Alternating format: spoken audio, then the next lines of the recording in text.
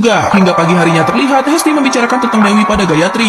Menurut Hesti, mereka sudah tidak banyak waktu untuk menunggu, apalagi mereka sudah vakum selama 20 tahun hingga bisnis menurun drastis. Hesti menegaskan jika kali ini semua prosesi tidak boleh gagal lagi, apalagi Jaka dan Agung sibuk menjalankan rencana mereka sendiri. Mendengar hal itu, Gayatri ikut kalang kabut. Ia meminta waktu 2 hari untuk mempersiapkan segalanya. Siangnya terlihat Sena sudah berada di perusahaan dan berbincang dengan Jaka. Ia melihat kejadian semalam saat Jaka menemui Agung secara diam-diam. Jaka mengetahui jika Sena sudah kehilangan figur ayah sejak usia tahun. Jaka menjelaskan jika ayah Jaka dulu bekerja di perusahaan yang sama namun mengalami kecelakaan kerja dan meninggal dunia. Ia akhirnya menganggap Agung seperti ayahnya sendiri. Sena melenggang pergi tak suka dengan gaya bicara Jaka yang seolah menghina statusnya sebagai anak yang ditelantarkan Agung. Tak berselang lama, rekan kerja Jaka mengemasi barang-barang bawaan dan berkata jika pabrik diliburkan. Gayatri hendak mengadakan acara sambutan untuk juga. Hingga pagi harinya terlihat Hesti membicarakan tentang Dewi pada Gayatri.